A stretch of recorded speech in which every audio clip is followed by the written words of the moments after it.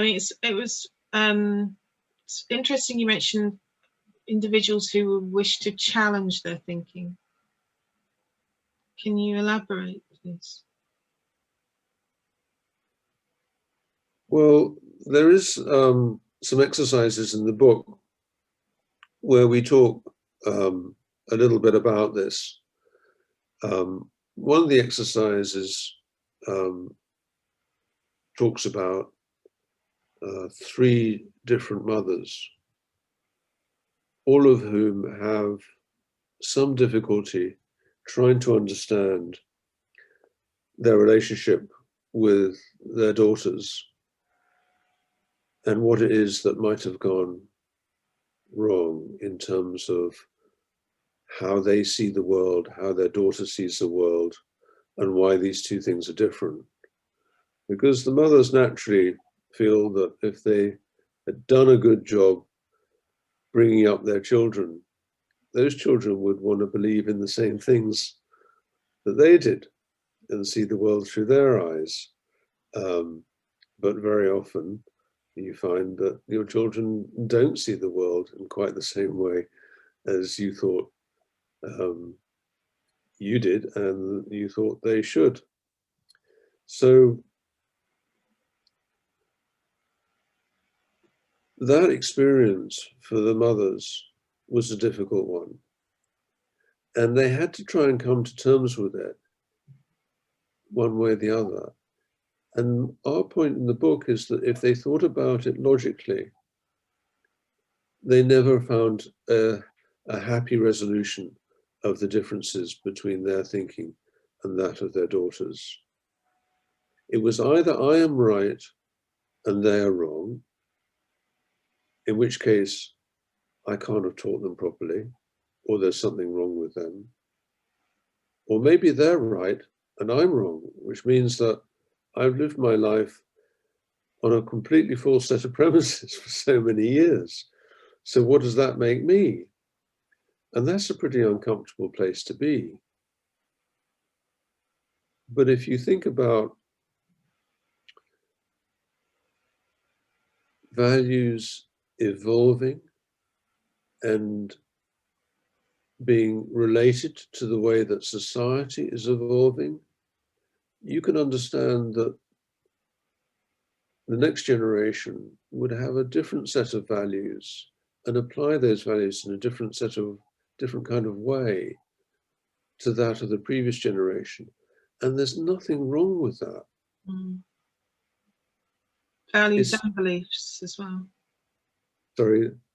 Values and beliefs. Values and beliefs. Mm. And if we think about the changes that we've seen in the last 20, 30 years, there's been huge shifts in society's values. There's been a tremendous turnaround in the way, for example, that women and minority groups are accepted in the workplace. And you could say that it's far from perfect now, but it certainly is a big shift from where it was 20, 30 years ago.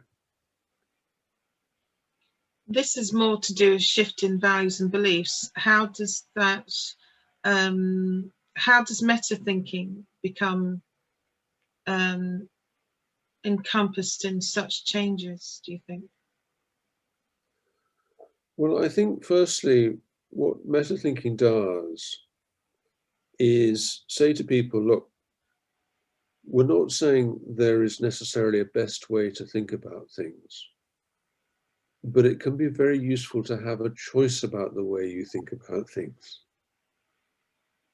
If you want to solve certain problems or find a way to live your life or accept things that are going on that perhaps you find initially difficult to understand, part of the reason may be because you're thinking about it in a particular way. And the way you're likely to be thinking is the way you've been taught as you've grown up.